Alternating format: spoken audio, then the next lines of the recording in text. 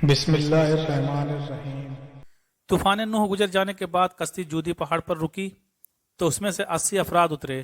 اس بارے میں حضرت عبداللہ بن عباس رضی اللہ تعالیٰ سے روایت ہے کہ طوفان نوح گزرنے کے بعد 80 افراد کشتی سے اترے۔ انہوں نے اور ان کی اولاد نے زمین کو نئے سرے سے آباد کیا۔ وہی لوگ طوفان گزرنے کے بعد اس دنیا کے باشندے تھے۔ حضرت امام ابن عساکر رحمۃ اللہ علیہ اپنی کتاب تاریخ دمشق لبن عساکر میں لکھتے ہیں کہ حضرت آدم علیہ السلام کے دنیا میں تشریف لانے سے لے کر اب تک 9288 سال گزر چکے ہیں، اور حضرت نوح علیہ السلام اور حضرت موسیٰ علیہ السلام درمیانی وقفہ 1907 سال ہے۔ حضرت آدم علیہ السلام حضرت نوح علیہ السلام کے درمیان 1142 سال کا فرق ہے، یعنی حضرت آدم علیہ السلام کی وفات کے تقریباً 1420 سال بعد طوفان نوح کا عذاب دنیا پر واقع ہوا۔ جب یہ 80 لوگ کشتی سے اترے تو یہ شروع میں بابل کے ارد گرد آباد ہوئے، اور وہاں انہوں نے ایک بازار بھی قائم کیا جس کو سوق سمانین یعنی 80 افراد کا بازار کہا جانے لگا۔ شروع میں یہ مختلف زبانیں بولتے تھے، پھر اللہ پاک نے ان پر کرم کیا اور ان کی ایک نئی زبان عربی سے متعارف کروا دیا۔ حضرت نوح علیہ السلام کی اولاد کے بارے میں 2 روایت پائی جاتی ہے۔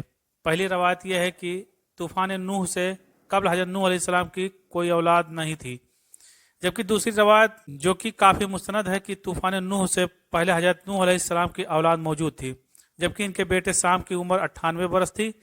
یہ یاد رہے کہ طوفان نوح میں تمام انسانیت کو اللہ پاک نے ہلاک کر دیا سوائے ان 80 لوگوں کے جو کہ حضرت نوح علیہ السلام پر ایمان لائے اور کشتی میں سوار ہوئے۔ آج یہ ساری دنیا نسل نوح علیہ السلام ہی مانی جاتی ہے۔ اللہ پاک قرآن پاک میں فرماتا ہے اور ہم نے اس کی اولاد کو باقی رکھا۔ حضرت ابن عباس رضی اللہ تعالیٰ عنہ روایت کرتے ہیں کہ حضرت نوح علیہ السلام کے 4 بیٹے پیدا ہوئے، سام، حام، یافت اور کنان۔ حضرت سام کی اولاد سفید اور گندمی رنگ کی پیدا ہوئی، حضرت حام کی اولاد کالی پیدا ہوئی، تیسرے بیٹے حضرت یافت کی اولاد سرخی مائل پیدا ہوئی، اور چوتھا بیٹا کنان تھا جو کہ طوفان نوح میں ہی غرق ہوا تھا۔ حضرت ابو قتادہ سے روایت ہے کہ تمام انسان حضرت نوح علیہ السلام ہی کی اولاد ہیں، چنانچہ 80 افراد کی اولاد بڑھتے بڑھتے 1 لاکھ تک پہنچ گئی، اور انہوں نے بابل کو اپنا مسکن بنا لیا۔ جب جگہ تنگ پڑنے لگی تو یہ لوگ دوسرے علاقوں کی طرف بھی ہجرت کرنے لگ گئے۔ حضرت نوح علیہ السلام کے 3 بیٹوں کا ذکر جو ہم پہلے بھی کر چکے ہیں، آپ کو بتاتے چلیں کہ سام کو ایشیا، حام کو افریقہ اور یافس کو یورپ کا جد امجد کہا جاتا ہے۔ اس بات کو تاریخ کی تقریباً تمام کتب میں بیان کیا گیا ہے، یہاں تک کہ مغربی تاریخ دان بھی اس کو مانتے ہیں کہ اس وقت جو ہم موجود اقوام ہیں سب کے سب حضرت نوح کے انہی 3 بیٹوں کی اولاد ہیں۔ حضرت نوح علیہ السلام کے تینوں بیٹوں میں سے حضرت سام کو یہ اعزاز حاصل ہے کہ طوفان کے بعد آنے والے تمام انبیاء انہی کے نسل سے تھے۔ آئے دوستو، سب سے پہلے حضرت نوح علیہ السلام کے بیٹے حضرت سام کی اولاد کا ذکر کرتے ہیں۔ حضرت سام کے بیٹوں کی تعداد تاریخ کی کتابوں میں متفقہ علیہ 11 بیان کی گئی ہیں، جن کے نام الام، قحطان، اسور، عاد، قطبہ، ارفقسد، نود، کہ، یود، ارسد اور آرام بیان ہوتے ہیں۔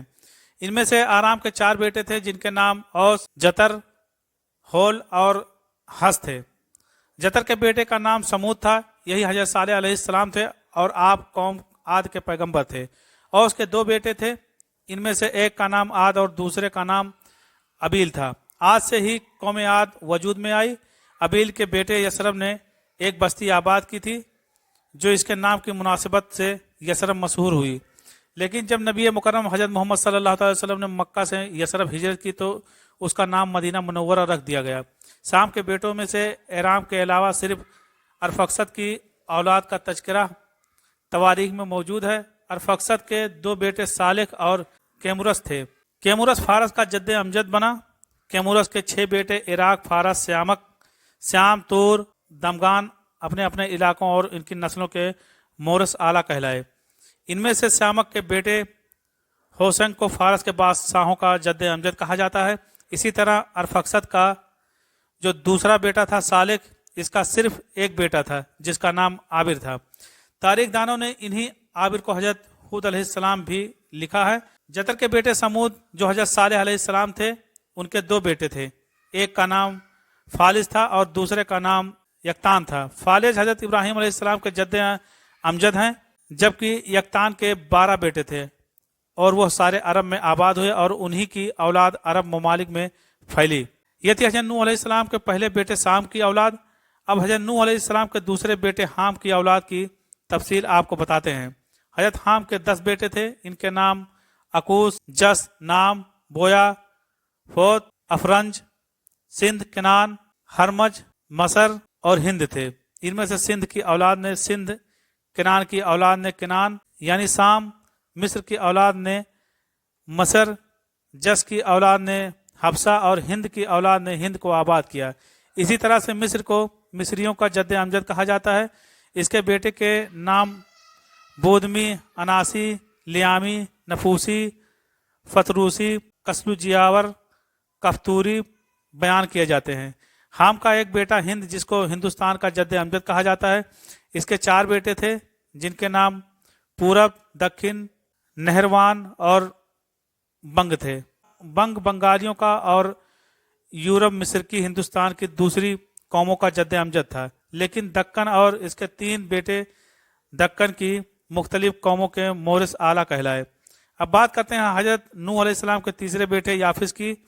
हजरत याफिस के 10 बेटे थे जिनके नाम बिलतरतीब इदरीस, तुर्क, हम्बर, चीन, मादी, माजूज, यादान, तोबिल, मस्क और तैरास हैं। चीनी अवाम हजरत याफिस के बेटे चीन की औलाद हैं।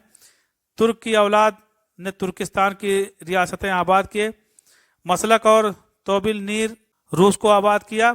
अभी भी रूस में ये 2 शहर मौजूद हैं।